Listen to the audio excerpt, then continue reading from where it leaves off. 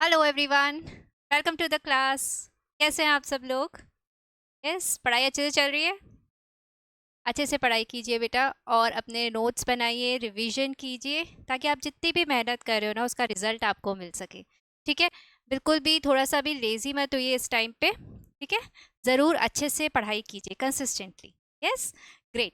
So welcome to the class again, आपका स्वागत है। और आज हमारा प्लांट किंगडम का लेक्चर 3 है जो हम पढ़ेंगे आगे। ठीक है। उसमें हम ब्रायोफाइट स्टार्ट करेंगे आज, पर उससे पहले जैसे अपन हमेशा करते हैं, क्या करते हैं अपन? रिकॉल, है ना। तो हम लास्ट क्लास का रिकॉल और रिवाइज करेंगे जो हमने पढ़ा था। तो लास्ट क्लास में बेटा अपन ने क्या पढ़ा था? अपन ने जो 3 ग्रुप्स हैं एल्गी के, वो अपन ने पढ़े थे। ठीक है।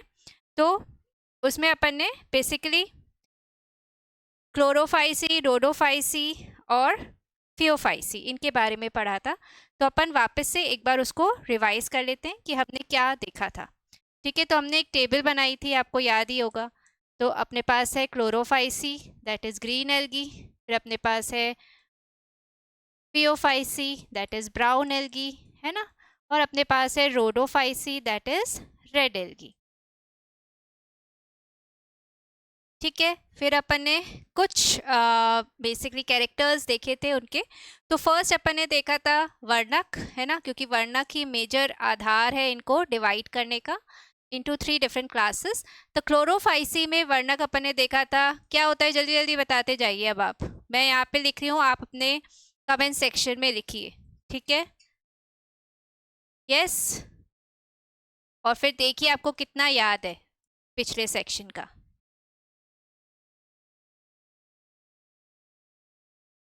यहाँ तक सबको याद है? ठीक है। जेंथोफिल में, क्लोरोफाइसी में हमने कौन से जेंथोफिल देखे थे? वायोला जेंथिन, और एक और मैंने आपको बताया था ल्यूटिया जेंथिन। ठीक है। यहाँ पे फियोफाइसी में हमने देखा था फ्यूकोजेंथिन, और यहाँ पे हमने देखा था फाइको एरिथ्रिन और फाइकोसाइनिन। सबको इतना याद है? वर्णक याद है? कौन कौन से वर्णक यहाँ पे मिलते हैं? नेक्स्ट अपन ने देखा था ऑन द बेसिस ऑफ संचित भोजन। ठीक है। तो संचित भोजन क्या होता है? जल्दी बताइए, जल्दी से। आप मुझे बताएंगे कि क्लोरोफाइसी में क्या संचित भोजन होता है, फियोफाइसी में क्या होता है, और रोडोफाइसी में क्या होता है? Yes, quickly. क्लोरोफाइसी में संचित भोजन क्या है? स्टार्च। यस। फियोफाइसी में क्या है? Laminarin and mannitol. ठीक है। और रोडोफाइसी में क्या है? Floridean starch. याद है सबको? ठीक है। यहाँ क्लोरोफाइसी में कुछ एल्गी जो है वो फैट्स जो होती है, वसा, उसको भी स्टोर करती हैं। ठीक है। संचित भोजन के बाद नेक्स्ट अपन ने देखा था कोशिका भित्ति। तो कोशिका भित्ति सबको याद है? जल्दी बताइए।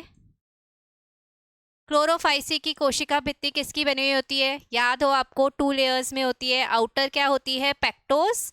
ठीक है। और इनर होती है सेल्यूलोज। याद है? ठीक है। फिर अपन ने देखा था फियोफाइसी। फियोफाइसी में हमने मेजरली देखा था कि क्या होती है? सेल्यूलोज। और इसमें एक हाइड्रोकोलॉइड भी आपको मिलता है, दैट इज एल्गिन। ठीक है। उसके बाद अपन ने यहाँ रोडोफाइसी में देखा सेल्यूलोज, पैक्टिन, पॉलीसल्फेट एस्टर। ठीक है। और अगार। ठीक है। सो ये आपको याद है? ठीक है। उसके बाद नेक्स्ट अपन ने क्या देखा था? इनका आवास। तो आवास में अपन ने क्या देखा था कि क्लोरोफाइसी जो है वो मेनली स्वच्छ जल में आपको मिल रहे हैं। ठीक है। ये जो है ये समुद्री जल में, और जनरली ठंडे समुद्री जल में, है ना। ये जो है ये गर्म समुद्री जल में। ठीक है। यस। उसके बाद नेक्स्ट अपन ने और क्या देखे थे? और क्या कैरेक्टर्स देखे थे बताइए? फिर मैंने आपको जीवन चक्र की बात की थी। है ना। तो जीवन चक्र अपन ने देखा था कि क्लोरोफाइसी का कैसा होता है, हैप्लॉन्टिक, है ना। इनका होता है हैप्लोडिप्लॉन्टिक और इसका भी हैप्लोडिप्लॉन्टिक। ठीक है। नेक्स्ट अपन ने किस चीज की बात की थी, हमने देखा था कि फ्लैजिला कितने होते हैं, है ना। हमने बात की थी कि जो इनके वो बीजाणु बन रहे हैं उसमें कितने फ्लैजिला होंगे, है ना। तो अपन ने क्लोरोफाइसी में देखा था 2 से 8 समान होते हैं और शीर्ष पर स्थित होते हैं, है ना। इनके अंदर 2 होते हैं, वो 2 भी असमान है, ठीक है, और पार्श्वीय लोकेटेड होते हैं। और रोडोफाइसी में होते ही नहीं है, इनमें कोई भी मोटाइल स्टेज नहीं होती है। रोडोफाइसी में आपको कोई गतिशील अवस्था नहीं मिलती है, ठीक है, ये याद रखना है बच्चों आपको। नेक्स्ट आपको अपन यहाँ पे अब क्या लिख लेते हैं, जो और अदर पॉइंट्स अपन ने इनके बारे में पढ़ा था, हर एक एल्गी के बारे में 2-2 3-3 इंपॉर्टेंट पॉइंट्स और हैं जो हमें याद रखने हैं। क्लोरोफाइसी में क्या है कि इनके अंदर आपको पायरेनॉइड्स मिल सकते हैं, याद है क्या होते थे पायरेनॉइड्स, जल्दी बताइए। अपन ने देखा था कि हरित लवक जो होता है दैट इज क्लोरोप्लास्ट, उसके अंदर संयुक्त कणिकाएं मिलती हैं अपने को, याद है। तो उसमें क्या होता है, प्रोटीन अंदर स्टार्च बाहर की तरफ, ठीक है, दैट आर पायरेनॉइड्स। ये एक चीज याद रखनी है। और दूसरी चीज आपको याद रखना है कि इनके जो हरित लवक होते हैं वो अलग अलग आकार के हो सकते हैं, याद है आपको, मैंने आपको बहुत याद रखना, कप शेप जैसे ये होता है क्लेमाइडोमोनास में, है ना, रिबन शेप्ड होता है स्पायरोगायरा में। तो ये आपको याद रखना है, अलग अलग आकार के होते हैं। ये मेन चीज 2 इनके बारे में याद रखना है। और फिर इसके एग्जाम्पल्स, एग्जाम्पल्स क्या है ग्रीन एल्गी के, जल्दी से कमेंट सेक्शन में 1-2 एग्जाम्पल्स लिखिए। क्लेमाइडोमोनास, क्लोरेला, कारा, है ना, ये सब क्या है, ग्रीन एल्गी है। ओके, देन फिर अपन आए थे फियोफाइसी में, acetabularia that is also green algae. Chlorella में अपन ने देखा था कि वो प्रोटीन रिच है, इसलिए एस्ट्रोनॉट्स जो हैं वो भी इसको यूज करते हैं, ठीक है, as a source of protein. उसके बाद अपन ने देखा एक सिफेल्यूरोस करके एक पैरासिटिक एल्गी है, ठीक है, किस पे पैरासाइट है, चाय के पौधे पे, ठीक है, और ये रेड रस्ट करती है उस पे। यस, फिर अपन आए ब्राउन एल्गी पे। तो ब्राउन एल्गी में मेन याद करने का क्या है, अगर आपको याद हो कि मैंने आपको बताया था इनका ऐसे ऐसे स्ट्रक्चर होता है, ये लैमिनेरिया का अपन ने देखा था। तो होल्ड फास्ट है, स्टाइप या फिर स्टॉक और लेमाइना और फ्रॉन्ड है, ठीक है, याद है बच्चों। ये है लेमाइना या फिर फ्रॉन्ड जो पत्ती की तरह प्रकाश संश्लेषी हो गया। ये क्या है, स्टाइप हो गया या स्टॉक हो गया, जिसके अंदर मैंने आपको क्या बताया था, ट्रम्फिट हाइफी होती हैं जो छलनी नलिका के समान कार्य करती हैं। और उसके बाद ये है आपका होल्ड फास्ट, ये है लैमिनेरिया, ठीक है। फिर अपन ने देखा था ब्राउन एल्गी जो होती है वो बहुत बड़ी बड़ी हो सकती है साइज में, उनके तंतु फिलामेंट्स बहुत बड़े बड़े हो सकते हैं, 100 मीटर तक लंबे हो सकते हैं, इसलिए इनको सी वीड्स अपन बोलते हैं, ठीक है, समुद्री खरपतवार इनको अपन बोलते हैं। उसके बाद अपन ने इनके एग्जाम्पल्स देखे, क्या क्या एग्जाम्पल्स थे, लैमिनेरिया, सरगैसम, यस, और यस, वेरी गुड। तो क्या क्या हो गया अपना, लैमिनेरिया हो गया, सरगैसम हो गया। उसमें अपन ने क्या देखा था, लैमिनेरिया और सरगैसम दोनों ही खाने योग्य होते हैं, ठीक है। सरगैसम का मैंने आपको एक सरगैसो सी बताया था, आपको याद हो तो, ठीक है, वो याद रखिएगा। फिर डिक्टियोटा, फ्यूकस, एक्टोकार्पस और इसके एग्जाम्पल्स हैं। फ्यूकस में अपन ने एयर कैनाल्स देखे थे, ठीक है। डायग्राम्स मैंने आपको बोला बहुत इंपॉर्टेंट है, एनसीईआरटी के डायग्राम जरूर याद रखिए, उसकी लेबलिंग, उसकी मार्किंग, डायग्राम से रिलेटेड उसको आइडेंटिफाई करना, ये सब पूछ सकते हैं आपसे एग्जाम्स में, ठीक है। तो ये अपन ने इनके बारे में याद किया था। फिर अपन नेक्स्ट आए थे रोडोफाइसी पे। रोडोफाइसी में इंपॉर्टेंट याद रखने का क्या है, एक तो एक गॉडिकोव प्रभाव दिखाते हैं, जैसे मैंने आपको बताया था ना ब्लू ग्रीन एल्गी में, ऐसे ही इनके जो सॉरी वर्णक यहाँ नहीं लिखे हुए, पर इनके जो वर्णक है वो similar to blue green algae है, तो जैसे वो गॉडिकोव प्रभाव दिखाते हैं ये भी गॉडिकोव प्रभाव दिखाते हैं, ठीक है।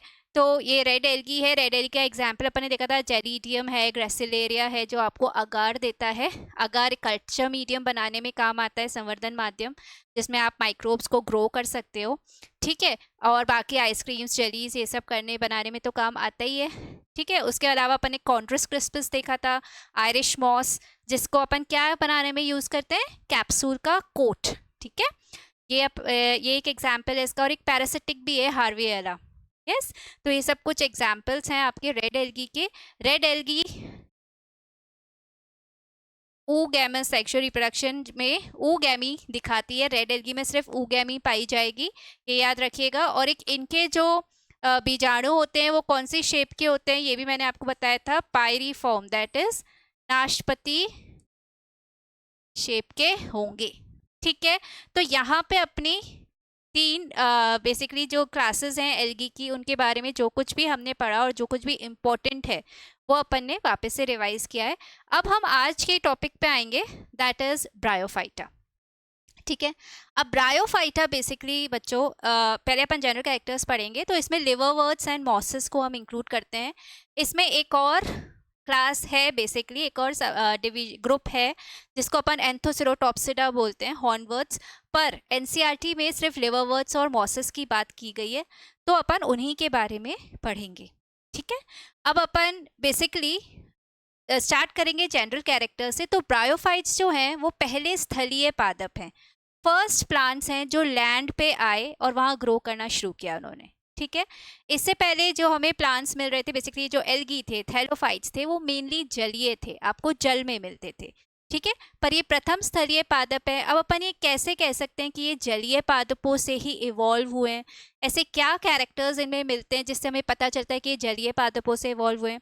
देखिए, अपन ने देखा था फ्यूकस, फ्यूकस याद है आपको, फ्यूकस में अपन को एयर कैनल्स मिले थे, ऐसे ही ब्रायोफाइट्स के अंदर भी क्या मिलते हैं, एयर कैनल्स। ठीक है, तो ये जलीय पादप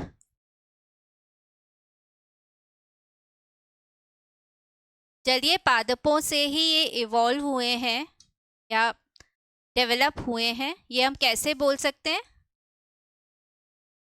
फर्स्ट पॉइंट तो क्या है कि इनके अंदर एयर कैनल्स हैं, कि वायु कैनल्स होते हैं इनके अंदर, जैसे फ्यूकस में पाए जाते हैं। और दूसरी चीज क्या है, इनके जो युग्मक हैं, ठीक है, उनमें भी कशाबिकाएं पाई जाती हैं।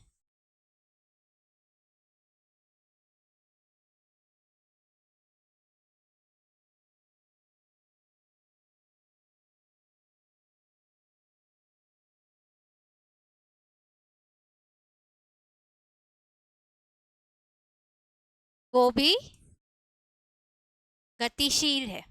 ठीक है, तो ये भी गतिशील होते हैं, जैसे कि हमने वहां पे बीजाणु देखे थे, उनमें कशाबिकाएं थी, वो गतिशील थे, यहाँ भी ये गतिशील है। तो ये दो चीजें बताती है कि ये जलीय पादप से ही इवॉल्व हुए हैं। ठीक है, तो ये पहले स्थलीय पादप है और ये प्रथम भ्रूणीय पादप भी हैं।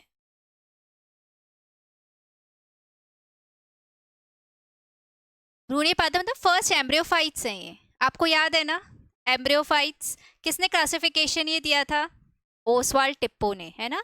उन्होंने डिवाइड किया था पादप जगत को भ्रूण है या नहीं है के बेसिस पे।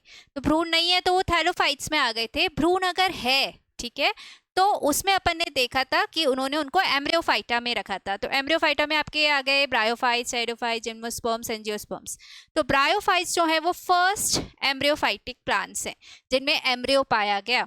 थैलोफाइट्स में नहीं होता था, क्यों नहीं होता था, क्योंकि उनमें जाइगोट बनते ही मियोसिस हो जाता है, अर्धसूत्री विभाजन हो जाता है, एम्ब्रियो बनता ही नहीं है। ठीक है, पर इनके अंदर एम्ब्रियो बनता है, तो ये पहले भ्रूणीय पादप हैं। फिर उभयचर है, that is amphibians of plant kingdom है उभयचर। एम्फिबियंस क्यों है, क्योंकि वैसे तो ये लैंड पे है, ठीक है, पर इनको पानी की ज़रूरत होती है। क्यों होती है पानी की ज़रूरत इनको, पानी की ज़रूरत है इनको निषेचन के लिए, है ना, फर्टिलाइजेशन के लिए इनको पानी की आवश्यकता होती है, इसलिए इनको हम बोलते हैं एम्फिबियंस ऑफ प्लांट किंगडम। इसलिए क्या होता है कि सिर्फ पानी के पास पास ही उगते हैं, ये ज़्यादा दूर नहीं जा सकते पानी से, बिकॉज निषेचन के लिए इनको पानी की आवश्यकता होती है। सो ये एम्फिबियंस ऑफ प्लांट किंगडम है, ये पानी के ही आसपास उगेंगे, जनरली छाया वाले एरियाज में उगते हैं, इनको छाया प्रिय बोल सकते हो आप इनको, दैट इज शियोफाइट्स, इंग्लिश में हम बोलते हैं इनको शियोफाइट्स। ओके, छाया प्रिय पादप हैं। ठीक है, तो ये कुछ जनरल कैरेक्टर्स हैं। उसके बाद नेक्स्ट अगर हम इसकी संरचना की बात करें, ठीक है, ब्रायोफाइट्स की हम संरचना की बात करें, तो मुख्य पादप शरीर इनका कैसा होता है, अगुणित है। अभी तक ब्रायोफाइट्स तक जो मुख्य पादप शरीर कैसा है, अगुणित है, हैप्लॉइड है। ठीक है, समझ में आया आपको? अगुणित कोशिकाओं का ये बना हुआ होता है। ये भी थैलोफाइट्स की तरह इनका भी एक थैलस जैसा ही स्ट्रक्चर है। ठीक है, थैलस जैसे ही है, पर थोड़ा सा विकसित थैलस आप बोल सकते हो, क्योंकि इनमें जड़ जैसी, यस, तने जैसी और पत्तियों जैसी संरचनाएं मिलती हैं। अब root stem leaves as such नहीं मिलती, पर उनकी जैसी संरचनाएं मिलती हैं इनके थैलस में। समझ में आया आपको? तो थैलस ही है, पर थोड़ा डेवलप्ड थैलस है, आप ऐसे बोल सकते हैं इसे। यस, तो बेसिकली इनमें मूल सम, पत्तियां सम अथवा तने के जैसी संरचना होती है। तो ये इसका मेन स्ट्रक्चर जो आपको देखने को मिलता है। और जो इनका थैलस है वो मेनली पेरेन्काइमा टिश्यू का बना हुआ है। पेरेन्काइमेटस सेल्स होते हैं, उनका बना हुआ होता है। पेरेन्काइमा आपको पता ही है, आपने 9th स्टैंडर्ड में भी पढ़ा है। पेरेन्काइमा क्या होता है? लिविंग सेल्स है ना? तो ये इन्हीं का ही ये बना हुआ होता है, मेनली इनका थैलस। नेक्स्ट हम आते हैं कि एक्चुअली ये लैंड पे आ तो गए थे, ठीक है, ब्रायोफाइट्स स्थल पे आ तो गए, जमीन पे आ तो गए रहने, पर ये सक्सेसफुल नहीं थे। या फिर मैं हिंदी में लिख देती हूँ, ये सफल स्थलीय पादप नहीं थे।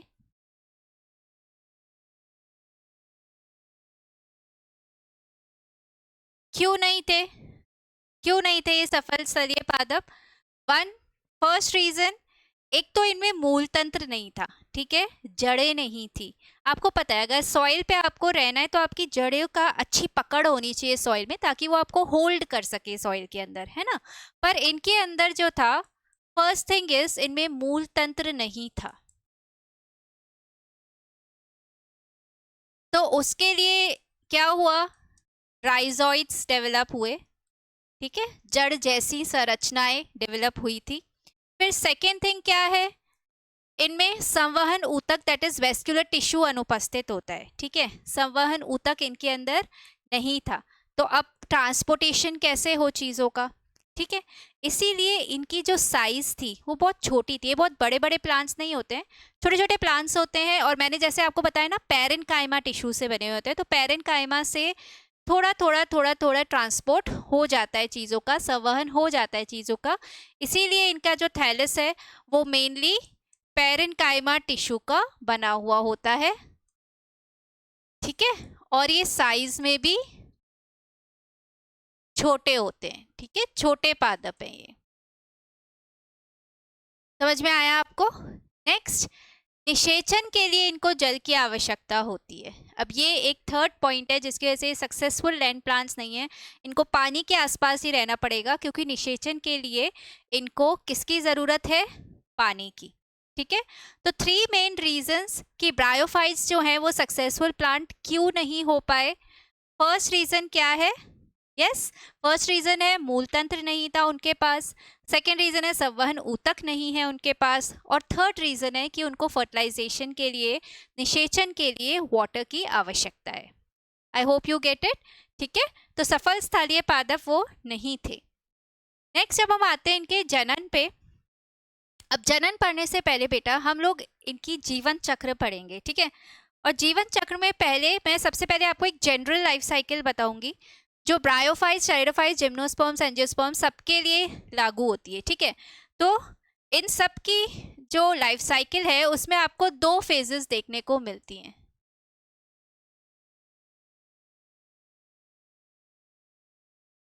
ठीक है, एक तो हो गया युग्मकोद्भिद, ठीक है, युग्मकोद्भिद देखने को मिलता है। यस, उसके बाद अब ये जो युग्मकोद्भिद होता है इसके अंदर दैट इज गैमेटोफाइट।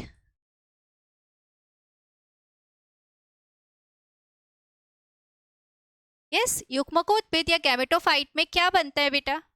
इनमें बनता है नर जननांग और मादा जननांग आते हैं इनके अंदर। नर जननांग, मादा जननांग, जिनके अंदर क्या बनेंगे? युग्मक बनेंगे, है ना? तो इनके अंदर बनेंगे नर युग्मक और इसके अंदर बनेगा मादा युग्मक।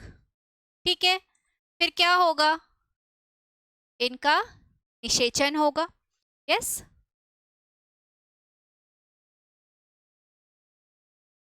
दैट इज फर्टिलाइजेशन होगा।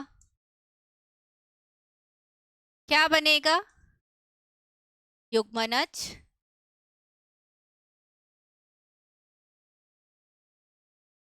जाइगोट।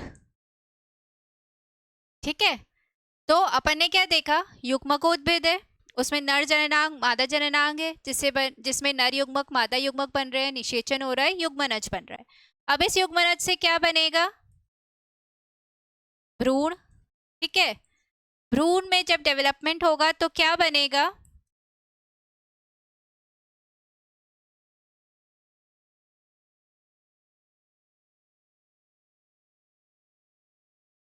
बीजाणुद्भिद, that is sporophyte. ठीक है, ये गैमेटोफाइट स्टेज है, ये स्पोरोफाइट स्टेज है। अब बीजाणुद्भिद में क्या होता है, इसमें होती है बीजाणु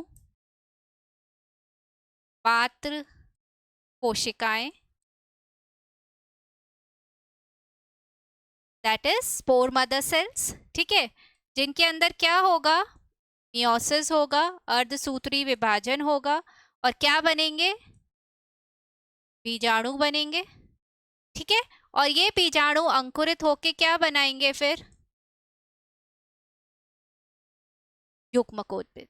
ठीक है, तो ये जो है, ये एक जनरल लाइफ साइकिल है, किसकी, ब्रायोफाइट्स, टेरिडोफाइट्स, जिम्नोस्पर्म्स, एंजियोस्पर्म्स, सबकी। सब में आपको ये दो अवस्थाएं देखने को मिलती हैं, गैमेटोफाइट और स्पोरोफाइट, युग्मकोद्भिद और बीजाणुभिद अवस्था। ठीक है, तो इसी को ही अपन क्या बोलते हैं बेटा, पीढ़ी एकांतरण। पीढ़ी एकांतरण क्या है, ऑल्टरनेशन ऑफ जनरेशन क्या है, किसी भी पादप के जीवन चक्र में आपको दो अवस्थाएं देखने को मिल रही हैं, और एक के बाद एक ये अवस्थाएं आती रहती है। ठीक है, पहले युग्मकोद्भिद होता है, अगर उस प्लांट की मेन प्लांट बॉडी गैमेटोफाइट है तो हम गैमेटोफाइट से स्टार्ट करेंगे। ठीक है, युग्मकोद्भिद से स्टार्ट करेंगे, जैसे कि ब्रायोफाइट्स में है ना। तो युग्मकोद्भिद है, फिर आता है बीजाणुद्भिद, फिर वापस युग्मकोद्भिद बनेगा, फिर बीजाणुद्भिद बनेगा। तो क्या हो रहा है, ये पीढ़ी का एकांतरण, एक के बाद एक वो वापस रिपीट हो रही है।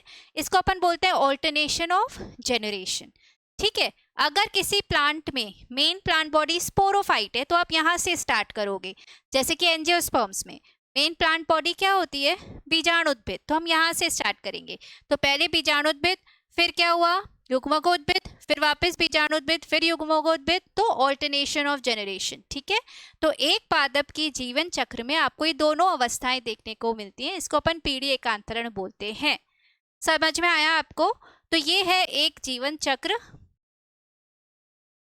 किसी भी पादप का, फ्रॉम ब्रायोफाइट्स टू एंजियोस्पर्म्स, आप किसी भी पादप के लिए इसको मान सकते हैं।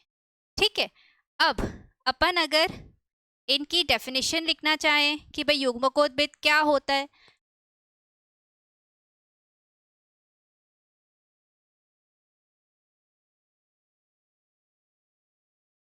तो ये क्या है, ये एक अगुणित संरचना है।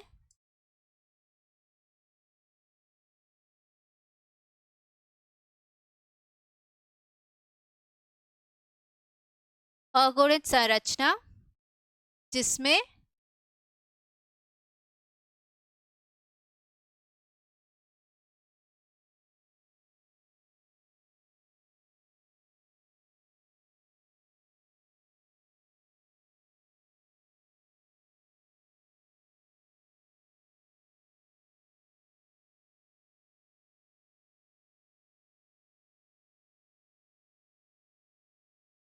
ठीक है, तो अगुणित संरचना होती है जिसमें नर और मादा जननांग होते हैं, जिनके अंदर नर और मादा युग्मक बनते हैं।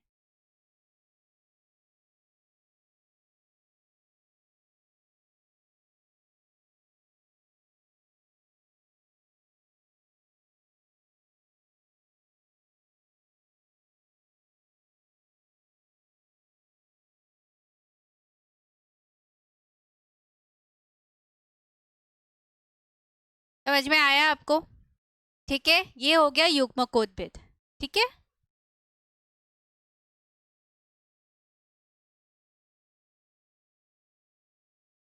फिर अब अगर हम बात करें,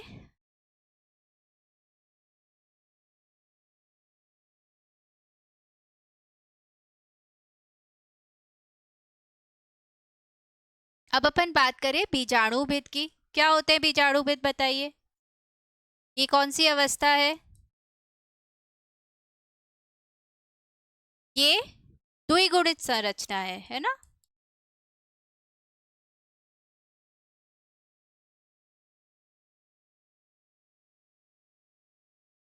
जिसमें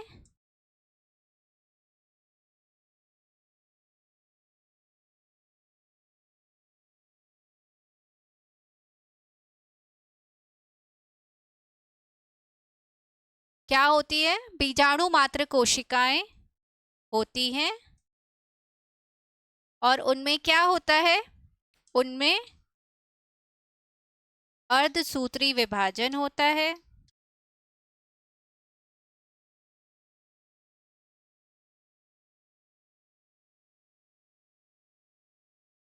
और क्या बनते हैं, बीजाणु बनते हैं। ठीक है, पीढ़ी एकांतरण क्या होता है? ऑल्टरनेशन ऑफ जनरेशन क्या है?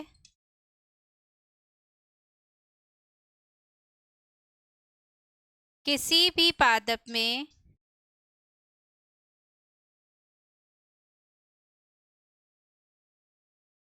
दो अवस्थाएं पाई जाएंगी, है ना?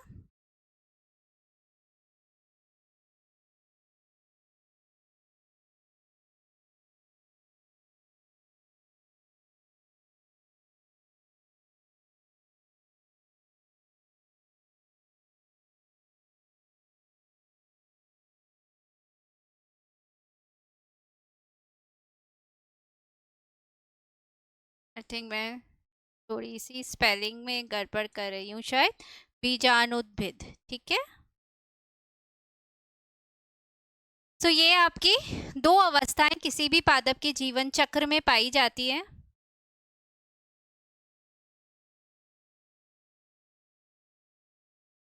ठीक है, इसी को अपन बोलेंगे पीढ़ी एकांतरण। तो आपको समझ में आया युग्मकोद्भिद क्या होता है, बीजाणुभिद क्या होता है, और पीढ़ी एकांतरण क्या होता है। ठीक है, अब अपन बात करेंगे particularly life cycle of bryophyte. ठीक है, ब्रायोफाइट्स के जीवन चक्र की बात करेंगे।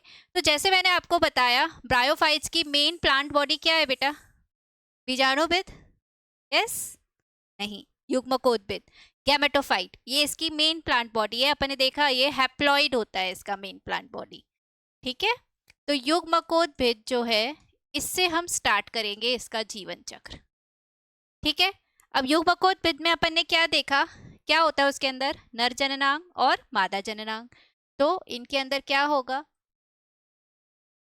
नर जननांग, ठीक है, और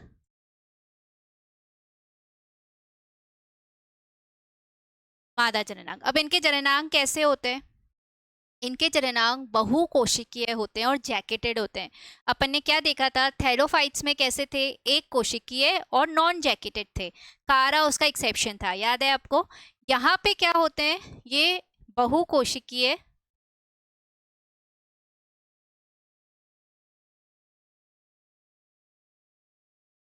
ठीक है, और जैकेटेड होते हैं। जैकेटेड होना मतलब इनके अराउंड एक आवरण प्रेजेंट होता है, कवरिंग सी प्रेजेंट होती है। ठीक है, जैसे मान लीजिए ये नर जननांग है, तो इसके अराउंड ये आपको एक कवरिंग सी दिखाई देगी। ठीक है, और अंदर इसमें होते हैं जनन कोशिकाएं। यस, ऐसे ही अगर हम मादा जननांग की बात करें, तो जो इनका मादा जननांग होता है वो मेनली फ्लास्क जैसे शेप का होता है। ठीक है, फ्लास्क जैसे शेप का है, और इस पे भी ऐसे आपको जैकेट मिलेगा बाहर की तरफ। ठीक है, और इसके अंदर होता है एक अंड। ठीक है, तो ये जो फ्लास्क जो मादा जननांग है उसकी शेप कैसी होती है? फ्लास्क के जैसी। ठीक है, फ्लास्क समझते हो ना आप, जग टाइप। ठीक है, तो ये जो है ये इसका है नेक और ये है वेंटर। ठीक है, और ये क्या है? ये है अंड, जो अंडा बेसिकली जो एग है जो इसके अंदर डेवलप होता है। ठीक है, और यहां से नर जननांग से क्या निकलते हैं? एंथ्रोजॉइड्स, जिसमें कितने फ्लैजेला होते हैं? 2 फ्लैजेला होते हैं इनके अंदर। ठीक है, ये मेल गैमीट है। तो एंथ्रोजॉइड्स क्या है? ये नर युग्मक हो गए, और ये क्या है? ये मादा युग्मक हो गया। ठीक है, समझ में आया आपको? ओके। अब एक और चीज हमें याद रखनी है कि नर जननांग को हम क्या बोलते हैं? यहाँ पे नर जननांग को हम बोलते हैं एंथेरिडिया।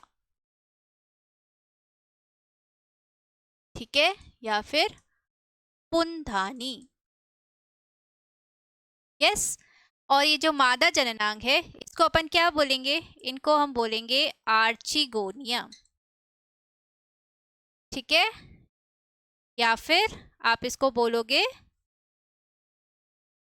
स्त्रीधानी।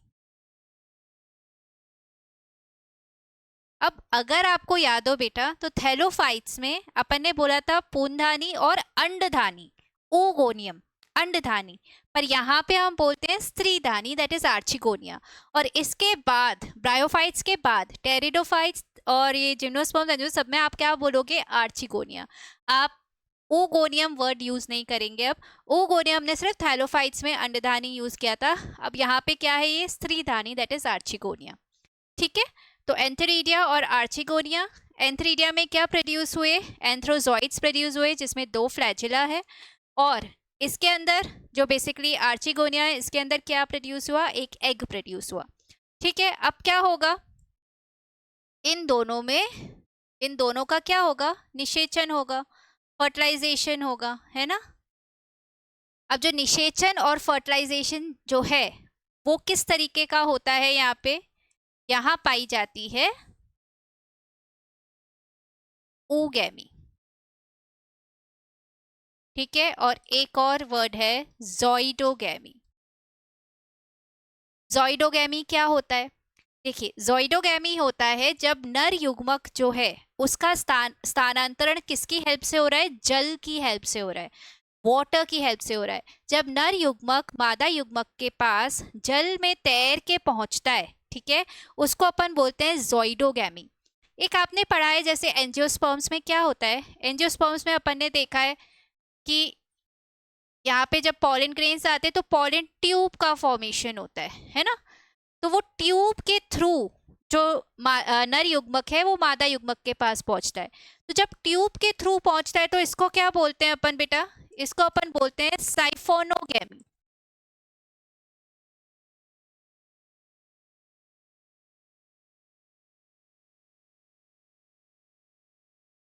ठीक है, ये किस में पाई जाएगी? ये पॉलन ट्यूब के थ्रू हो रहा है। जब पॉलन ट्यूब के थ्रू नर युग्मक मादा युग्मक के पास पहुंच रहा है, इसको अपन साइफोनोगैमी बोलते हैं। यहाँ पे क्या है? ज़ोइडोगैमी। यहाँ पे वाटर के हेल्प से, ठीक है, जो नर युग्मक है वो मादा युग्मक के पास पहुंच रहा है, इसलिए इसको अपन बोलते हैं ज़ोइडोगैमी। आई होप आपको समझ में आया। यस। अब क्या हुआ? फर्टिलाइजेशन हुआ, और क्या बनेगा? युग्मनज, दैट इज जाइगोट। युग्मनज क्या बनाएगा? भ्रूण। ठीक है, और एम्ब्रियो क्या बनाएगा?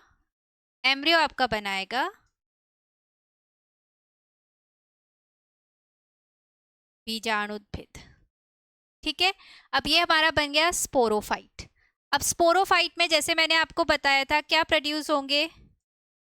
अब बीजाणुद्भिद इनका होता कैसा है ये देख लेते हैं अपन। तो इनके बीजाणुद्भिद में 3 चीजें आपको मिलेंगी। एक होगा कैप्सूल, ठीक है, एक सीटा और एक फुट। क्या मिलता है हमें? फुट, सीटा और कैप्सूल। ठीक है, ये हमें इनके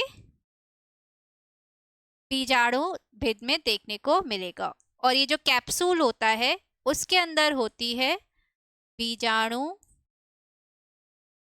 मात्र कोशिकाएं। तो जो बीजाणु मात्र कोशिकाएं स्पोर मदर सेल्स हैं, उनके अंदर क्या होगा? अब मियोसिस होगा, ठीक है, अर्धसूत्री विभाजन होगा। और क्या बनेगा बेटा? अर्धसूत्री विभाजन के बाद बीजाणु बनेंगे, ठीक है। अब ये जो बीजाणु हैं, ये या तो डायरेक्टली अंकुरित होके युग्मकोद्भिद बना सकते हैं, तो ये अंकुरित हुए और ये डायरेक्टली इन्होंने युग्मकोद्भिद बना लिया। इसको अपन क्या बोलते हैं? इसको हम बोलते हैं प्रत्यक्ष डेवलपमेंट हुआ, ठीक है। बीजाणु से युग्मकोद्भिद बना, ये मिलता है हमें लिवरवर्ट्स में, ठीक है, समझ में आया। पर अगर बीजाणु डायरेक्टली युग्मकोद्भिद में डेवलप नहीं होते हैं, वो उनके अंदर एक इंटरमीडिएट स्टेज आती है, एक बीच की स्टेज आती है। बीजाणु जो है वो अंकुरित होके बनाते हैं प्रोटोनिमा, ठीक है। और प्रोटोनिमा पे डेवलप होती हैं कुछ बड्स, ठीक है। और फिर ये बड्स जो हैं ये अंकुरित होके युग्मकोद्भिद बनाती हैं। तो ये क्या हुआ? ये अप्रत्यक्ष डेवलपमेंट है, डायरेक्ट डेवलपमेंट नहीं है, इनडायरेक्ट डेवलपमेंट है। और ये किस में पाया जाता है बेटा? Any idea? ये किस में मिलेगा? ये आपको मिलेगा मॉसिस में, ठीक है, समझ में आया आपको? तो ये है बेसिकली लाइफ साइकिल एक ब्रायोफाइट की। ये सिर्फ ब्रायोफाइट्स के लिए मैंने आपको बताया है, ठीक है। तो हमने स्टार्ट कहाँ से किया था? युग्मकोद्भिद। तो ये हैप्लॉइड है, ठीक है, ये भी हैप्लॉइड है, ये भी हैप्लॉइड है, अगुणित है, ठीक है, यस, ये सब हैप्लॉइड है। फिर निषेचन हुआ, जाइगोट बना, ये 2n है, ये भ्रूण 2n है, ये भी द्विगुणित है बीजाणुद्भिद, ठीक है। उसके बाद बीजाणु जो बने वो अगेन हैप्लॉइड हैं, अगुणित हैं, ठीक है। तो हमने स्टार्ट कहाँ से किया था? युग्मकोद्भिद से, दैट इज गैमेटोफाइट से, ठीक है, जिसमें क्या थे? नर जननांग और मादा जननांग डेवलप होते हैं। नर जननांग को हम एंथेरिडिया बोलते हैं, मादा जननांग को हम आर्चिगोनिया बोलते हैं, ठीक है। एंथेरिडिया में क्या क्या बनते हैं? एंथ्रोजॉइड्स बनते हैं, जिनमें 2 फ्लैजिला होता है, ये नर युग्मक है। आर्चिगोनिया में आपको एक एग मिलेगा, अंड मिलेगा, ठीक है। फिर क्या होगा? इन दोनों का फर्टिलाइजेशन होगा। किस तरीके का? ऊगैमी होती है। ऊगैमी आपको पता है ना, नर युग्मक गतिशील छोटा होता है, तो ऊगैमी होती है। और कैसे वो पहुंच रहा है? कैसे नर युग्मक का स्थानांतरण हो रहा है मादा युग्मक की तरफ? With the help of water, इसलिए अपन इसको बोलते हैं ज़ोइडोगैमी, ठीक है। वो मैंने आपको साइफोनोगैमी, पॉलिन ट्यूब एंजियोस्पर्म्स के लिए बताया है, ठीक है। इनके अंदर क्या पाया जाता है? ज़ोइडोगैमी। फिर क्या हुआ? निषेचन हुआ, क्या बना? युग्मनज बना, जाइगोट बना, ठीक है। जाइगोट कैसा है? द्विगुणित है, ठीक है। उसके बाद भ्रूण में डेवलप हुआ, उसके बाद बीजाणुद्भिद बना। बीजाणुद्भिद में क्या क्या होता है? फुट सीटा कैप्सूल देखने को मिलता है। कैप्सूल के अंदर आपको बीजाणु मात्र कोशिकाएं मिलेंगी, जिनमें मियोसिस होगा, अर्धसूत्री विभाजन होगा, क्या बनेंगे? बीजाणु बनेंगे।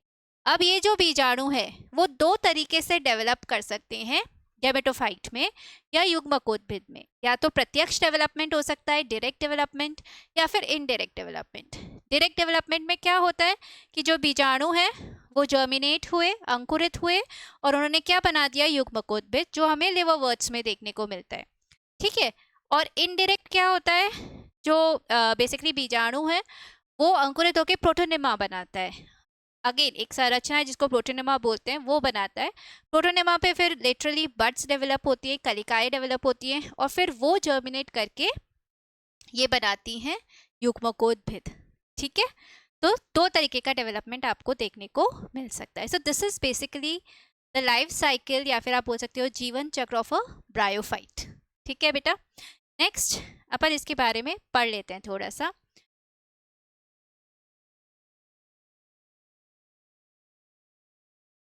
तो लैंगिक जनन में हमने देखा लैंगिक अंग जो है वो बहुकोशिकीय व जैकेट युक्त होते हैं, ये मैंने आपको बताया। जो इनके जननांग होंगे वो कैसे होंगे? बहुकोशिकीय होंगे और जैकेट युक्त होंगे, मल्टी सेल्यूलर एंड जैकेटेड होंगे। ब्रायोफाइटा में निषेचन ज़ोइडोगैमी के द्वारा होता है, याद है ज़ोइडोगैमी, वाटर की रिक्वायरमेंट, ठीक है। जाइगोट से बहुकोशिकीय बीजाणुद्भिद अवस्था, स्पोरोफाइटिक जनरेशन बन जाता है। इस स्पोरोफाइट में क्या क्या है, फुट है, सीटा है, कैप्सूल है, ठीक है, जिसे हम स्पोरोगोनियम भी कहते हैं।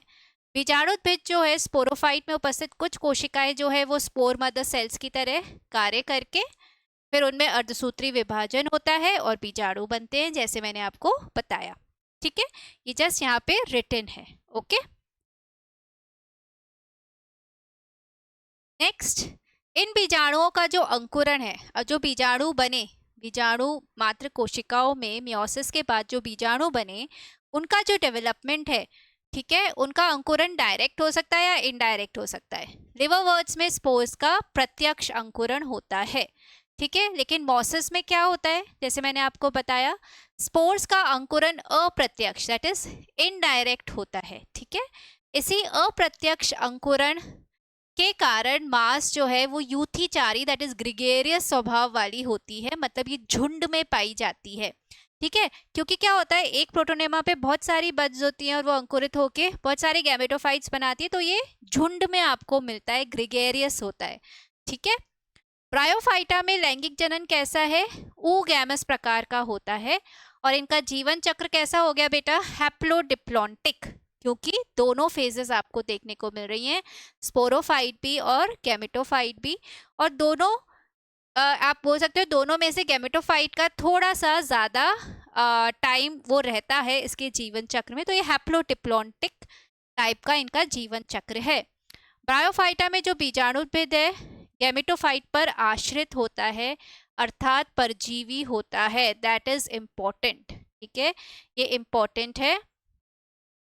ब्रायोफाइट्स में जो स्पोरोफाइट है, ठीक है, वो गैमेटोफाइट पर परजीवी होता है, ठीक है, उस पर आश्रित होता है।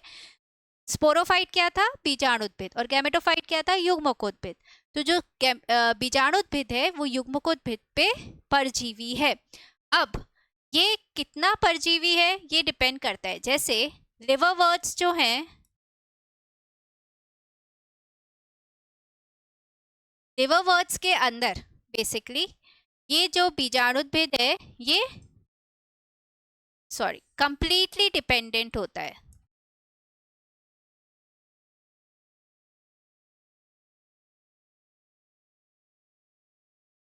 ये कंप्लीटली डिपेंडेंट होता है ऑन गैमेटोफाइट, क्योंकि लिवरवर्ट्स का जो बीजाणुद्भिद है उसमें जो कैप्सूल होती है ना इनकी, वो प्रकाश संश्लेषी नहीं होती है, ये अपना खाना खुद नहीं बना सकते हैं। तो जो बीजाणुद्भिद है वो युग्मकोद्भिद पे किस किस के लिए डिपेंड करता है, खाने के लिए, ठीक है, भोजन के लिए, पानी के लिए और आवास के लिए, तीनों चीजों के लिए ये गैमेटोफाइट पे डिपेंडेंट है, ठीक है। वेयरएज अगर हम मॉसिस की बात करें तो मॉसिस में एक डिफरेंस है कि इनका जो कैप्सूल है वो प्रकाश संश्लेषी होता है, ठीक है।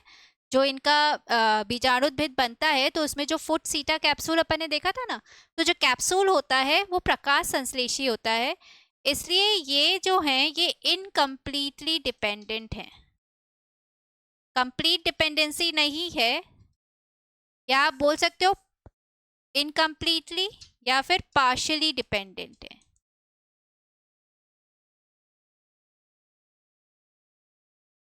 ठीक है। पार्शियली डिपेंडेंट है, ये सिर्फ पानी और आवास के लिए डिपेंड करते हैं गैमेटोफाइट पे, खाना ये अपना खुद बना सकते हैं, ठीक है, समझ में आया। तो लिवरवर्ट्स में जो बीजाणुद्भिद है वो युग्मकोद्भिद पे कंप्लीटली डिपेंडेंट है, परजीवी है, समझ में आया। वेयर एज अगर हम मॉसिस की बात करें तो मॉसिस में वो कंप्लीटली उस पर डिपेंडेंट नहीं है, मॉसिस में वो खाना खुद बना सकता है अपना बीजाणुद्भिद, पर पानी और आवास के लिए वो युग्मकोद्भिद पे डिपेंड करता है। तो ब्रायोफाइट्स में स्पोरोफाइट गैमेटोफाइट पर आश्रित होता है, ये इंपॉर्टेंट है और आपको याद रखना है।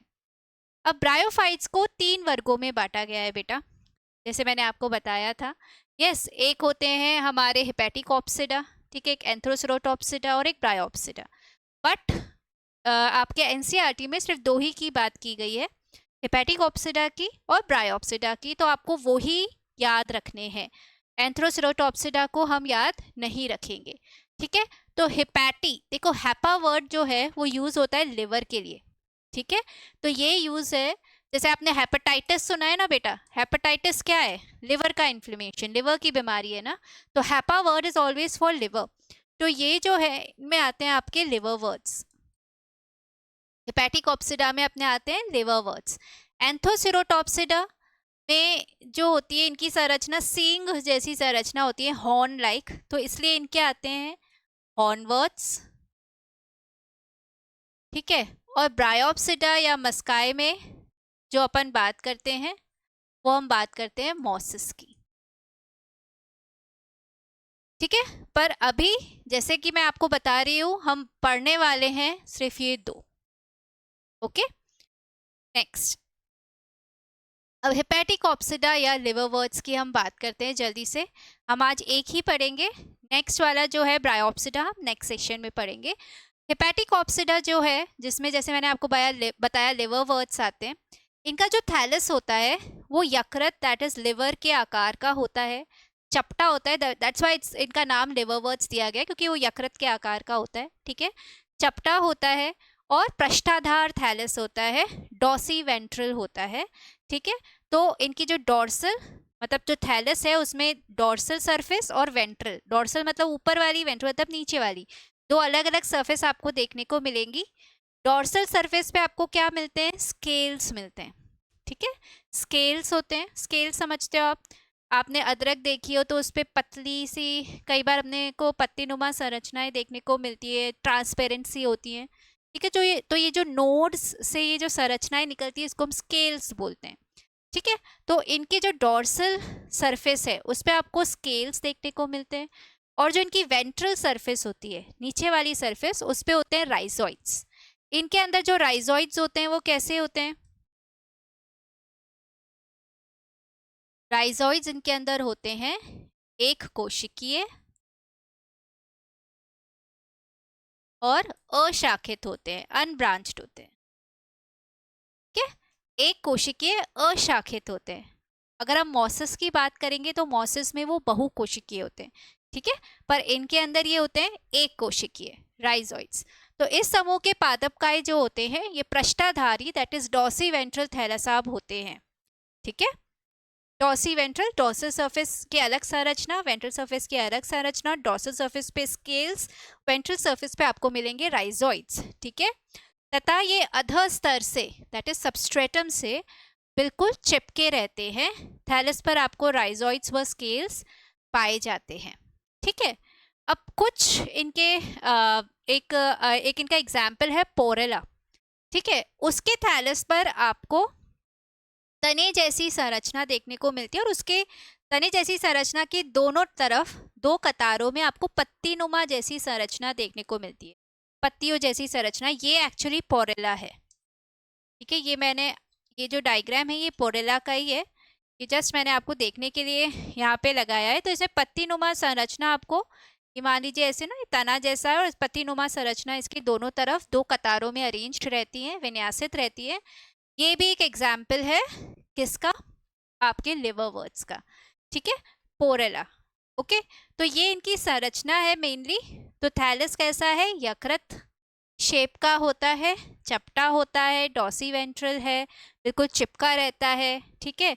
स्केल्स हैं, इसके ऊपर राइजोइड्स पाए जाते हैं जो कि एक कोशिकीय अशाखित होते हैं, और कुछ जैसे कि पोरेला है उसमें आपको तने जैसी संरचना के दोनों तरफ कतारों में पत्ती जैसी संरचना मिलती है, इसका एग्जाम्पल है। तो ये पत्तीदार सदस्य इसका है पोरेला। नेक्स्ट, अब बात करें हम जनन की, तो इनमें जो कायिक जनन है वो बेसिकली एक तो हो सकता है विखंडन द्वारा, दैट इज फ्रेगमेंटेशन द्वारा, ओके, यहाँ लिखा हुआ है। तो लिवर वर्ड्स में लेंगे कायिक जनन थैलस के विखंडन दैट इज फ्रेगमेंटेशन, और एक दूसरा भी तरीका है वो आपको मर्केंशिया में देखने को मिलता है, इनमें होता है जैमा, ठीक है। जैमा जो है ये विशिष्ट संरचना है, ये कैसी होती है, ये हरी के बहुकोशिकीय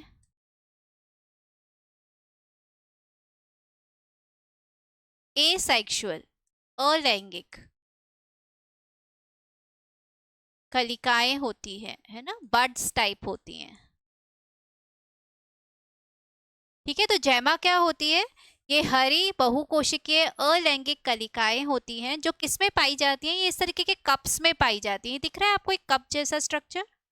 ठीक है, उसके अंदर ये बड्स जैसी दिख रही है आपको।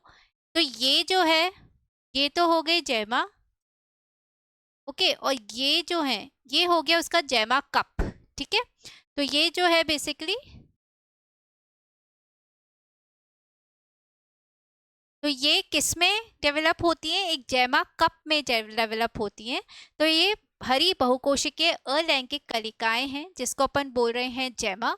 ठीक है, और ये इसके द्वारा भी कायिक जनन आपको देखने को मिलता है, मेनली किस में? मर्केंशिया में। आपको किसका एग्जाम्पल याद रखना है इसमें? मर्केंशिया का।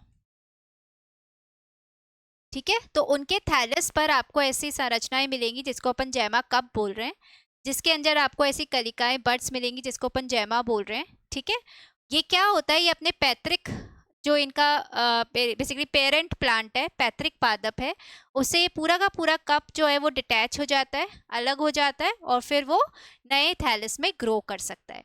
तो इस तरीके से ये कायिक जनन शो करते हैं। तो ये बेसिकली आपको दिखाने के लिए, दिस इज जैमा एंड जैमा कप। ओके, नेक्स्ट, लैंगिक जनन। लैंगिक जनन क्या होता है? इसके अंदर बेसिकली आपको दो तरीके के प्लांट्स मिल सकते हैं। एक पादप होते हैं जिनके अंदर नर जननांग और मादा जननांग दोनों एक ही प्लांट पे हैं, यानी कि वो क्या है? मोनोइशियस। उसका एग्जाम्पल क्या है? मोनोइशियस जो है, इसका एग्जाम्पल है इसमें रिक्शिया। ठीक है, तो रिक्शिया जो होते हैं वो कैसे होते हैं?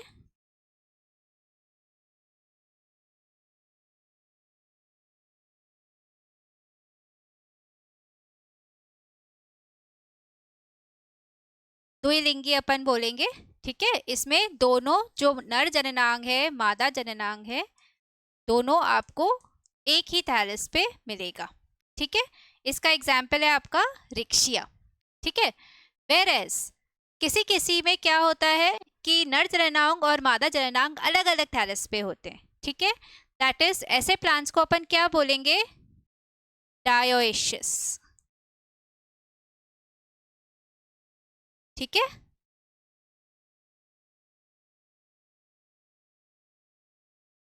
और इसका एग्जाम्पल है मर्केंशिया। ठीक है, तो दो तरीके के पादप आपको देखने को मिल सकते हैं, या तो मेल और फीमेल जो जननांग है वो एक ही थैलस पे हैं, तो उसको अपन बोलते हैं मोनोएशियस। इसका एग्जाम्पल है रिक्शिया। ठीक है, और अगर मेल और फीमेल जो जननांग है वो अलग अलग प्लांट पे थैलस पे आपको देखने को मिल रहे हैं, तो आप उसको बोलोगे डायोएशियस, और इसका एग्जाम्पल है मर्केंशिया। तो लैंगिक जनन के समय नर व मादा जननांगों का निर्माण उसी थैलस पर, जैसे कि रिक्शिया में, अथवा दूसरे थैलस पर जैसे मर्केंशिया में हो सकता है। अब ये एक जो डायग्राम है बहुत इंपॉर्टेंट है, बिकॉज ये एनसीईआरटी में दिया हुआ है। ठीक है, और आपको इसमें क्या पूछा जा सकता है? ये डायग्राम दोनों डायग्राम्स देखिए, आपको पूछा जा सकता है कि इसमें से फीमेल थैलस कौन सा है। ठीक है, अब फीमेल थैलस पहचानने का एक ही तरीका है कि आप इसको देखो, क्योंकि ऑलमोस्ट ये बिल्कुल सेम होते हैं। नीचे से तो आपको ये बिल्कुल सेम दिखाएगा, दोनों में आपको जैमा कप दिख रहे हैं, दोनों में राइजोइड्स दिख रहे हैं। ठीक है, बस डिफरेंस क्या आता है? जो फीमेल होता है उसमें ऐसे आपको पैटल नुमा ऐसी संरचना दिख रही है, पैटल्स जैसी। ठीक है, अलग अलग संरचना, और जो मेल होगा उसमें ऐसे ऐसे ऐसे ऐसे आपको दिखाई देगा, अलग अलग संरचना नहीं दिखाई देगी। ठीक है, बस यही डिफरेंस आपको देख के पहचानना होगा कि फीमेल थैलस कौन सा है या मेल थैलस कौन सा है। ठीक है, तो फीमेल वाला कैसा होता है? इस तरीके का होता है। इसको अपन आर्चिजीनियोफोर बोलेंगे क्योंकि आर्चिगोनिया इसके ऊपर है। ये एंथेरिडियोफोर है क्योंकि एंथेरिडिया इसके ऊपर है। ये मेल थैलस है। हम बात करें मर्केंशिया की, जैसे मैंने आपको बताया था ना, मर्केंशिया पे जैमा कप होते हैं, ये जैमा कप हैं। नीचे आपको राइजोइड्स देखने को मिल रहे हैं। क्वेश्चन आपसे पूछा जा सकता है कि फीमेल थैलस कौन सा है, उसको पहचानने का तरीका है ये जो पेटल्स जैसी स्ट्रक्चर है वो आपको फीमेल वाली थैलस में देखने को मिलेंगी, ये आर्चिगोनिया या एंथ्रीडिया। ठीक है, समझ में आया बेटा? तो लैंगिक जनन में आपको ये इसके अंदर याद रखना है। ठीक है, मोनोइशियस और डायोइशियस। ठीक है, नेक्स्ट क्या होता है फिर अपन देखते हैं कि स्पोरोफाइट। अब बेसिकली एंथरीडिया है, आर्चिगोनिया है, एंथरीडिया से आपके एंथ्रोजॉइड्स बनेंगे। आर्चिगोनिया जैसे मैंने बताया आपको एग बनेगा, फिर फर्टिलाइजेशन होगा, जाइगोट बनेगा, एम्ब्रियो बनेगा और क्या बनेगा, स्पोरोफाइट। स्पोरोफाइट में आपको फुट सीटा कैप्सूल देखने को मिलेगा। ठीक है, लेकिन इसमें एक एक्सेप्शन है रिक्शिया, जिसमें आपको सिर्फ कैप्सूल देखने को मिलेगा। ठीक है, रिक्शिया के जो बीजाणुद्भिद होता है उसमें सिर्फ कैप्सूल होता है, फुट सीटा नहीं होता है। तो इसका जो बीजाणुद्भिद है वो सिंपलेस्ट है।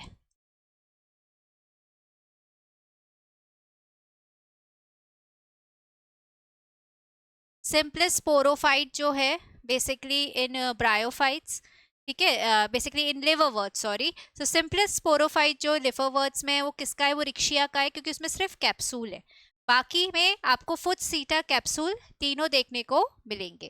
ठीक है, अब किसी किसी का जो कैप्सूल है, ठीक है, उसके अंदर आपको एक स्पेसिफिक संरचना देखने को मिलती है जिसको अपन बोलते हैं इलेटर्स। ठीक है, इलेटर्स क्या हेल्प करते हैं, ये स्पोर डिस्पर्सल में हेल्प करते हैं। स्पोर डिस्पर्सल दैट इज जो बीजाणु है उनके परासरण में हेल्प करते हैं, प्रकीर्णन में हेल्प करते हैं, स्कैटरिंग में हेल्प करते हैं। ठीक है, ये इलेटर्स जो है वो हाइग्रोस्कोपिक होते हैं, आर्द्रताग्राही होते हैं, वाटर एब्जॉर्ब करते हैं। ठीक है, तो जैसे ही ड्राई सीजन आता है तो ये ड्राई हो जाते हैं क्योंकि पानी नहीं होता है, तो फिर ये खुल जाते हैं और फिर ये हेल्प करते हैं बेसिकली इनका स्पोर्स के डिस्पर्सल में। तो ये जो कैप्सूल होती है उसके अंदर स्पोर्स के साथ साथ ये भी डेवलप होते हैं, इलेटर्स। ठीक है, तो इलेटर्स जो है ये आर्द्रताग्राही है और ये बीजाणु के प्रकीर्णन में सहायता करते हैं। तो जैसे मर्केंशिया है उसके अंदर आपको ये इलेटर्स देखने को मिलते हैं। ठीक है, तो इसका भी एग्जाम्पल आप मर्केंशिया याद कर सकते हैं। ठीक है, बाकी लिवरवर्ट्स के एग्जाम्पल है रिक्शिया, मर्केंशिया, पुरेला, ये तीन आपको याद रखने हैं, रिक्शिया, मर्केंशिया, पुरेला। ठीक है, पुरेला याद है, पत्तीदार सदस्य जो है वो इसका है। ठीक है, तो उसके बाद क्या हुआ, अब कैप्सूल के अंदर क्या होगा, यस, बीजाणुद्भिद के कैप्सूल में क्या होगा, बीजाणु मात्र कोशिकाएं होंगी। बीजाणु मात्र कोशिकाएं में क्या होगा, मियोसिस होगा, बीजाणु बनेंगे। लिवरवर्ट्स में कैसा डेवलपमेंट होता है, अप्रत्यक्ष या प्रत्यक्ष, वेरी गुड, प्रत्यक्ष डेवलपमेंट होगा, डायरेक्ट डेवलपमेंट होगा, जो बीजाणु एवं अंकुरित होके वापस से युग्मकोद्भिद बना लेंगे। ठीक है, समझ में आया आपको? तो इनके अंदर, और मैंने आपको बताया था कि लिवरवर्ट्स में बीजाणुद्भिद पार्शली डिपेंडेंट है या कंप्लीटली डिपेंडेंट है युग्मकोद्भिद पे। स्पोरोफाइट जो है वो कंप्लीटली डिपेंडेंट होता है या इनकम्प्लीटली डिपेंडेंट होता है on gametophyte. Yes, very good, liverworts में कंप्लीटली डिपेंडेंट है, इनका कैप्सूल प्रकाश संश्लेषी नहीं होता है, अपना खाना खुद नहीं बना सकता है। तो जो बेसिकली स्पोरोफाइट है वो खाने के लिए, पानी के लिए, आवास के लिए, हर चीज़ के लिए डिपेंडेंट होता है ऑन गैमेटोफाइट। तो लिवरवर्ट्स में आपको कंप्लीटली डिपेंडेंट स्पोरोफाइट मिलता है। ठीक है, समझ में आया आपको? बाकी अपन ने देख ही लिया था, हैप्लोडिप्लॉन्टिक लाइफ साइकिल है। ठीक है, इसमें आपको जो स्पोरोफाइट है वो डिपेंडेंट है गैमेटोफाइट पे, इसलिए अस्वतंत्र पीढ़ी एकांतरण देखने को इनके अंदर हमें मिलता है। ठीक है बेटा, so that is what is important about liverworts. Liverworts के बारे में याद रखने की यही चीज़ें हैं जो मैंने आपको बताई है। ठीक है, मेनली आपको ये जैमा कप, मर्केंशिया में जो थैलस है उसमें कैसे आप डिफ्रेंशिएट करोगे, ठीक है, ये पता होना चाहिए। ठीक है, रिक्शिया जो है उसका सिंपलेस्ट थैलस है, सॉरी सिंपलेस्ट ये स्पोरोफाइट है, इसमें सिर्फ कैप्सूल होता है। फिर आपको याद रखना है कि स्पोरोफाइट जो है इसमें कंप्लीटली डिपेंडेंट होता है ऑन गैमेटोफाइट। ठीक है, तो ये यहाँ पे हमारे लिवरवर्ट्स कंप्लीट होते हैं। अब अपन कुछ क्वेश्चंस कर लेते हैं फटाफट से। ब्रायोफाइट्स के विषय में निम्न कथनों को पढ़ो तथा सही उत्तर चुनो। वास्तविक जड़ तना एवं पत्तियों का अभाव होता है, बिल्कुल सही है। मुख्य पादप शरीर अगुणित होता है, ये भी बिल्कुल सही है। लैंगिक अंग एक कोशिकीय तथा ब्राह्म्य आवरण रहित होते हैं, ये रॉन्ग है ना, क्योंकि अपन ने क्या देखा, मल्टी सेल्यूलर होंगे, ठीक है। नर जननांग मादा जननांग कैसे होते हैं, मल्टी सेल्यूलर एंड जैकेटेड होते हैं, ठीक है। तो ये गलत हो गया, तो कथन 1 व 2 दोनों सही हैं, ये आपका आंसर होगा। समझ में आया आप लोगों को? यस। नेक्स्ट हम देखते हैं दूसरा क्वेश्चन। शैवाल एवं ब्रायोफाइट्स के मध्य समानताएं हैं। मूलसम, तनासम एवं पत्तीसम संरचनाएं ये आपको शैवाल में नहीं मिलेंगी। सूकाय सदृश पादप शरीर, संवहनीय ऊतक का अभाव और स्वपोषण, ये बिल्कुल सही है। थैलस लाइक बॉडी होगी और संवहनीय ऊतक इनमें नहीं मिलेगा, और फोटोसिंथेटिक ये हैं, स्वपोषण है, ऑटोट्रॉफिक है, बिल्कुल सही है, ठीक है। इसमें संवहन ऊतक की उपस्थिति, इस वजह से ये रॉन्ग है, और जड़ की उपस्थिति व विषम पोषण, दैट इज ऑल्सो रॉन्ग। तो आपका आंसर इसमें क्या होगा बेटा, बी, ठीक है। यस। नेक्स्ट, ब्रायोफाइट्स जल पर निर्भर करते हैं क्योंकि, अपन ने देखा था कि ब्रायोफाइट्स जो है वो सक्सेसफुल लैंड प्लांट्स नहीं है, एम्फिबियंस हैं। क्यों निर्भर करते हैं?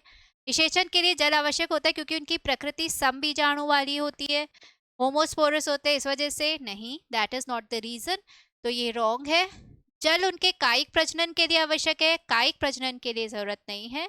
शुक्राणु आसानी से स्त्रीदानी के अंडाणु तक पहुंच सकते हैं, that is why water is required. क्यों चाहिए पानी? ताकि जो शुक्राणु है वो आसानी से जो स्त्रीदानी में अंडाणु है उस तक पहुंच सके, है ना। अपन ने देखा था नर युग्मक के स्थानांतरण के लिए पानी की इनको जरूरत होती है, तो दैट इज राइट। स्त्रीदानी में जल भरा होता है, दैट इज ऑल्सो रॉन्ग। तो आपका आंसर इसमें क्या हो गया बेटा, सी। यस। नेक्स्ट, ब्रायोफाइट्स में दोनों पीढ़ियां स्वतंत्र होती है, नो। युग्मकोद्भिद बीजाणुद्भिद पर निर्भर करता है, नो। बीजाणुद्भिद अपना जीवन चक्र पूर्ण करते हैं, नो। बीजाणुद्भिद युग्मक पर निर्भर करता है, that is right. Sporophyte gametophyte पे डिपेंड करता है, गैमेटोफाइट स्पोरोफाइट पे डिपेंडेंट नहीं है, स्पोरोफाइट गैमेटोफाइट पे डिपेंडेंट है, इसलिए आपका आंसर होगा डी। बीजाणुद्भिद जो है वो युग्मकोद्भिद पर निर्भर करता है। नेक्स्ट, मॉस में बीजाणुद्भिद, अब मॉस में, ठीक है, जो स्पोरोफाइट है, ठीक है, अब ये पूछा जा रहा है कि जो स्पोरोफाइट है वो कैसा, बेसिकली कैसे डिपेंडेंट है गैमेटोफाइट पे, कंप्लीटली है, इनकम्प्लीटली है, मॉसेस के अंदर, याद करो, ठीक है। युग्मकोद्भिद पर अंशतः परजीवी होता है, युग्मक बनाते हैं जिनसे युग्मकोद्भिद बनता है, युग्मकोद्भिद से उत्पन्न एक बीजाणु से बनता है, स्वयं अपने तथा युग्मकोद्भिद दोनों के लिए भोजन बनाते हैं। स्पोरोफाइट मॉस के अंदर, मैंने आपको बताया था लिवरवर्ट्स में कंप्लीटली डिपेंडेंट होते हैं, पर मॉसेस में इनकम्प्लीटली, क्योंकि कैप्सूल जो है वो प्रकाश संश्लेषी होती है, तो ये युग्मकोद्भिद पर अंशतः परजीवी होते हैं, पूरी तरीके से परजीवी नहीं होते हैं। समझ में आया बेटा? ग्रेट। नेक्स्ट, ये असर्शन रीजन क्वेश्चन है। असर्शन है मॉस के जीवन चक्र में गैमेटोफाइट की प्रथम अवस्था प्रोटोनिमा अवस्था है। रीजन, कैप्सूल में उत्पादित बीजाणुओं से प्रोटोनिमा विकसित होता है। उपयुक्त कथनों के विषय में नीचे दिए गए सर्वोत्तम उत्तर चुनिए। तो अपन ने देखा था कि मॉसेस के अंदर, मैंने आपको बताया, अप्रत्यक्ष डेवलपमेंट होता है, ठीक है ना। तो जो बीजाणु मात्र कोशिकाएं हैं उनसे जो बीजाणु बनते हैं वो अंकुरित होकर फर्स्ट क्या बनाते हैं, प्रोटोनिमा बनाते हैं, ठीक है। तो इनकी जो जीवन चक्र में जो गैमेटोफाइट की प्रथम अवस्था है वो क्या हुई बेटा, प्रोटोनिमा हुई, एंड दैट इज राइट, ठीक है। तो इनकी गैमेटोफाइट की प्रथम अवस्था प्रोटोनिमा अवस्था है। और क्यों ये प्रथम अवस्था है, क्योंकि जो कैप्सूल में उत्पादित बीजाणु हैं उनसे सबसे पहले प्रोटोनिमा बनता है, ठीक है। इसीलिए ए और आर दोनों सत्य हैं, और आर ए की सही व्याख्या है। जो रीजन है वो असर्शन को सही एक्सप्लेन कर रहा है। असर्शन अपन ने बोला कि प्रोटोनिमा जो है वो फर्स्ट स्टेज है गैमेटोफाइट की, दैट इज राइट। और क्यों? क्योंकि जो बीजाणु होते हैं जो बेसिकली कैप्सूल में जो बीजाणु बन रहे हैं वो अंकुरित होकर क्या बना रहे हैं, सबसे फर्स्ट प्रोटोनेमा। ठीक है, तो ए और आर दोनों सत्य है और आर ए की सही व्याख्या है। नेक्स्ट, जैमी किसमें पाए जाते हैं? तो जैमा अपन ने देखे थे, तो जैमा किसमें पाए जाते हैं, याद है? लिवरवर्ट्स। अभी अपन ने लिवरवर्ट्स ही पढ़ा है, तो लिवरवर्ट ही इसका आंसर होगा। कुछ लिवरवर्ट्स में, टेडोफाइट्स में नहीं, कुछ अनावृत बीजियों में भी नहीं, मॉस में भी नहीं, कुछ लिवरवर्ट्स में। नाउ नीचे दिए गए चित्र की जांच कीजिए तथा दिए गए सभी चारों भाग ए बी सी डी की सही पहचान कर सही विकल्प का चयन कीजिए। सबसे पहले, अब जैसे मैंने आपको बताया ना, diagram based question, very very important. Diagram सारे एनसीईआरटी के जो बेसिकली जो प्लांट वाले चैप्टर्स में आपके बहुत इंपॉर्टेंट हैं। इनको इनसे कोई भी क्वेश्चन पूछा जा सकता है, जैसे लेबलिंग से रिलेटेड इन्होंने पूछ लिया। ठीक है, तो सबसे पहले तो आपको पता होना चाहिए फीमेल थैलस है कि मेल थैलस है। अब मैंने आपको क्या बताया था, फीमेल थैलस पहचानने के लिए पेटल जैसी स्ट्रक्चर अगर आपको दिख रही है तो ये फीमेल थैलस है। तो ये क्या हुआ, ये आर्चिगोनियोफोर हुआ, है ना। तो ये हो गया आर्किगोनियोफोर। अब ये दो ऑप्शंस में है, ये मादा थैलस है। ठीक है, अब सी क्या है, ये है जैमा कप। ठीक है, और डी क्या है, ये है राइजोइड्स। तो आपका आंसर क्या होगा बेटा, बी। समझ में आया? तो ऐसे डायग्राम बेस्ड क्वेश्चन आपके आ सकते हैं, तो आप जरूर इसको याद रखिएगा। नेक्स्ट, ओके, ये क्वेश्चन है जो मैंने पिछले सेशन में आपसे पूछे हैं। ठीक है, तो देखते हैं इसका सही आंसर क्या है। डैश मानव की बड़ी आंत का एक परजीवी है तथा डैश बीमारी पैदा करता है, और इसका आंसर आपका होगा एंटमीबा हिस्टोलाइटिका। ठीक है, जो कि आपकी अमीबिक डिसेंट्री करता है। अमीबिक डिसेंट्री में लूज मोशंस हो जाते हैं ना, डायरिया टाइप, और स्टूल्स में आपके ब्लड भी आ सकता है। ठीक है, तो एमेबिक डिसेंट्री जो है वो एंटमीबा हिस्टोलाइटिका करता है, जो हमारे लार्ज इंटेस्टाइन का एक पैरासाइट है। एशेरिशिया कोलाई एमेबिक डिसेंट्री नहीं करता है। प्लाज्मोडियम वाइवेक्स मलेरिया कॉज करता है, और ट्रिपेनोसोमा गैम्बियंस निद्रा रोग कॉज करता है, पर ये आंत के परजीवी नहीं है। आंत का परजीवी जो है वो है आपका एंटमीबा हिस्टोलाइटिका, और ये कॉज करता है एमेबिक डिसेंट्री। ठीक है, नेक्स्ट, आज का होमवर्क। तो ये है आपका आज का होमवर्क, ये आपका क्वेश्चन है, अच्छे से देख लीजिए। कुछ लिवरवर्टों में बीजाणु प्रकीर्णन में सहायक होती है परिमुख दंत, ठीक है, पेरियोस्टियम टीथ, ठीक है, इलेटर्स, इंडूशियम या कैलिप्ट्रा। ठीक है, मैंने आपको पढ़ाया है, अभी लास्ट में मैंने आपको ये पढ़ाया था कि कुछ कैप्सूल्स में, ठीक है, कुछ कैप्सूल्स के अंदर स्पोर्स के साथ साथ आपको स्पेशल सेल्स मिल रहे हैं ये। ठीक है, नाम नहीं बताऊंगी, जो आपके ये बीजाणुओं के प्रकीर्णन में हेल्प करता है। ठीक है, तो वो क्या है, सोचिए और आंसर दीजिए, जरूर आंसर दीजिएगा। तो परिमुख दंत, इलेटर, इंडूशियम या कैलिप्ट्रा, आप अपने आंसर्स दे सकते हैं कमेंट सेक्शन में। Okay, now with this we come to the end of this session. I hope आपको आज का सेशन समझ में आया होगा बेटा। यस, अपने नोट्स कंप्लीट कीजिए और इसको रिवाइज कीजिए। Will meet in the next session. Okay, bye bye, take care.